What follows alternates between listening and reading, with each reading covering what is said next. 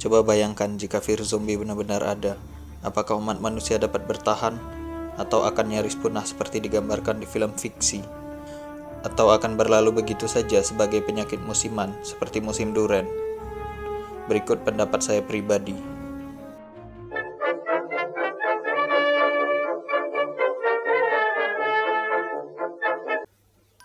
Sebelum saya bahas situasi dari kiamat zombie, saya akan mulai dari sejarah dan legenda asal-muasal zombie yang menginspirasi banyak film terkenal. Zombie sebenarnya tidaklah seperti yang digambarkan di banyak film-film terkenal sebagai makhluk yang penuh luka busuk, pemakan otak, atau daging manusia. Penggambar zombie modern lebih menjuru kepada Ghoul, makhluk mitologi Arab yang suka memakan mayat manusia. Memiliki penampilan yang sangat menakutkan, mirip seperti penggambaran yang ada di film zombie. Sedangkan zombie sendiri berasal dari kepercayaan voodoo dari Pulau Haiti di Karibia. Orang yang akan dirubah menjadi zombie dipaksa untuk meminum racun otak yang membuat korbannya sekarat dan hampir mati. Lalu dukun voodoo atau disebut sebagai bokor akan menjampi-jampi lagi korban sampai korbannya menjadi boneka manusia yang tidak bisa menolak perintah. Biasanya zombie Haiti ini digunakan sebagai budak di sebuah perkebunan atau di pertambangan, atau bisa juga digunakan dalam perang untuk memancing musuh dan menyebar penyakit. Dalam bahasa Afrika Barat, zombie berarti mayat dalam bahasa Misongo, dan zambi berarti jiwa dari orang yang sudah mati dalam bahasa Kongo.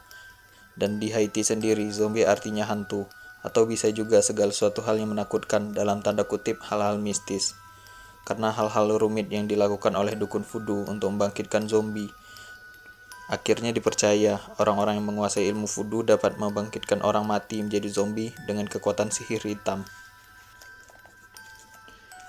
Zombie itu ada atau tidak? Jawabannya ada.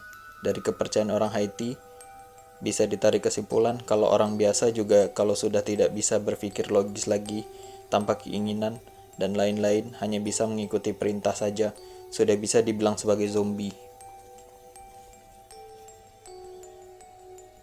Apakah virus yang mengubah manusia menjadi zombie ada?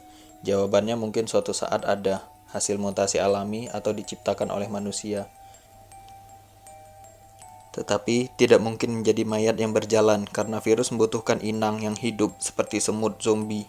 Kasus yang paling mirip seperti zombie modern adalah orang-orang yang terkena rabies dan sapi gila atau efek dari narkoba tertentu yang merusak otak.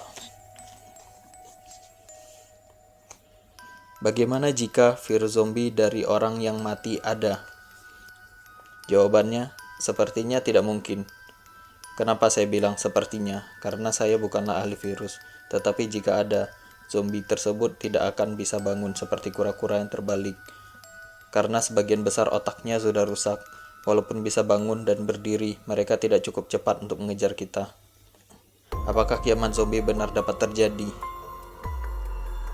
Kalau penularannya hanya dari gigitan, darah, dan cairan tubuh zombie saja, kecil kemungkinan kiamat zombie terjadi. Karena saya yakin pemerintah dapat menangani hal ini. Tapi kalau penularannya terjadi dari udara, besar kemungkinan terjadi. Karena jika virus zombie punya masa inkubasi seperti virus COVID-19, yaitu 2 minggu, bayangkan ada berapa banyak orang yang terinfeksi sampai akhirnya virus ini terdeteksi, dan cuman dia yang kebal saja yang bisa selamat. Apa yang kita lakukan jika kiamat zombie benar terjadi? Misalkan hal tersebut terjadi, yang bisa kita lakukan cuma sembunyi dan bertahan di rumah sebisa mungkin sampai pertolongan datang. Jika terpaksa harus keluar rumah, kita bisa ikuti yang ada di film seperti memakai alat pelindung diri dan bawa pemukul. Sebisa mungkin jangan bersuara. Siap pengalihan perhatian jika Anda cukup ahli. Cari titik-titik aman untuk bersembunyi. Titik aman yang dimaksud adalah tempat yang mudah dipanjat manusia, pekarangan rumah yang ada pagar kokoh, atau tempat yang sudah Anda siapkan untuk keselamatan atau jebakan bagi Anda yang sudah ahli. Mengapa tidak melawan saja? Bagi yang suka video game atau film bertema zombie, pasti cukup percaya diri untuk menang jika harus 1 lawan 1 dengan zombie. Tapi kenyataan tidaklah semudah seperti dalam video game. Di Di dunia nyata, kita butuh keberanian untuk berhadapan langsung dengan suatu hal.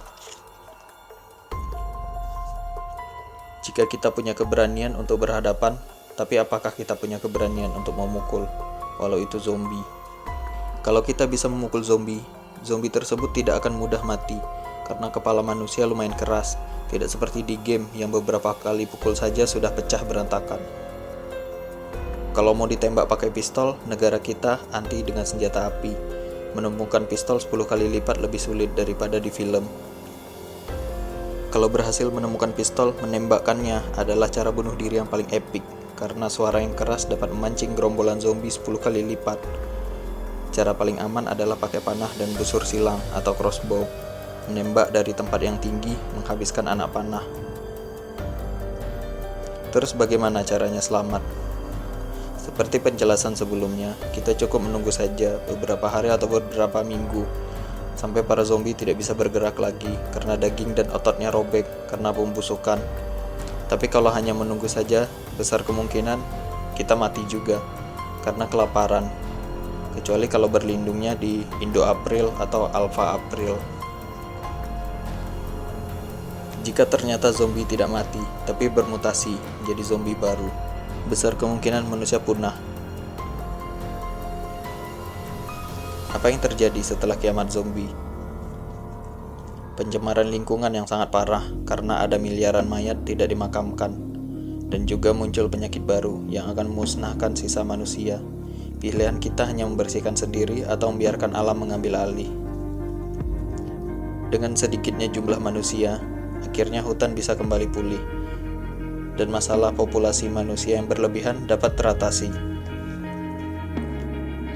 Terima kasih sudah menonton sampai detik ini. Saya sengaja tidak membuat kesimpulan agar setiap orang dapat menarik kesimpulan mereka masing-masing, dan semoga ada manfaatnya atau bisa menjadi hiburan tersendiri. Sekian video dari saya. Akhir kata, tetaplah bernafas.